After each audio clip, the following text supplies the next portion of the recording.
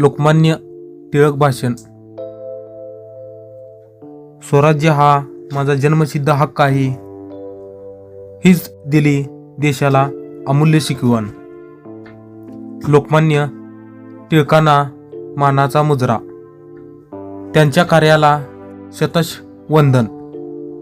सन्माननीय व्यासपीठ, वंदनीय गुरुजन वर्ग आणि माझ्या मित्रमैत्रिणींनो, आज मी आपल्या सर्वांसमोर भारताचे महान स्वातंत्र्य सैनिक, समाजसुधारक, पत्रकार आणि राष्ट्रपुरुष लोकमान्य बाळ गंगाधर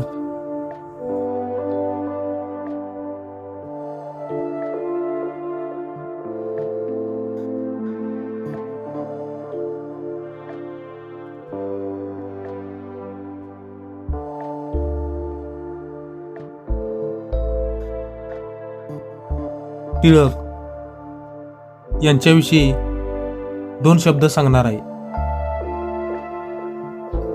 लोकमान्य टिळक यांचा जन्म 23 जुलै 1856 रोजी रत्नागिरी येथे झाला. त्यांचे पूर्ण नाव बाळ गंगाधर टिळक असे होते. त्यांनी शिक्षणाला, समाज जागृतीला आणि स्वातंत्र्य लढ्याला नवे बळ दिले. स्वराज्य हा माझा जन्मसिद्ध हक्क आहे आणि तो मी मिळवणारच, हा त्यांचा घोष आजही प्रत्येक भारतीयाला प्रेरणा देतो. लोकमान्य टिळकांनी केसरी आणि मराठा ही वृत्तपत्रे सुरू करून जनतेमध्ये देशप्रेमाची भावना जागवली. तसेच सार्वजनिक गणेशोत्सव आणि शिवजयंती उत्सव सुरू करून लोकांना एकत्र आणण्याचे महान कार्य केले. त्यांनी देशासाठी अनेक संकटे सहन केली.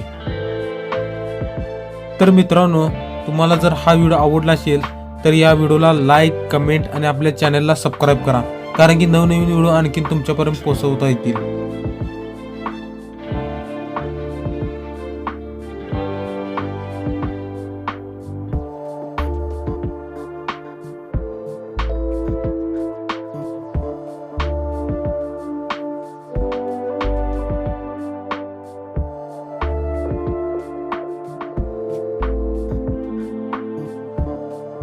तुरुंगवास भोगला, पण स्वातंत्र्याची जिद्द कधी सोडली नाही.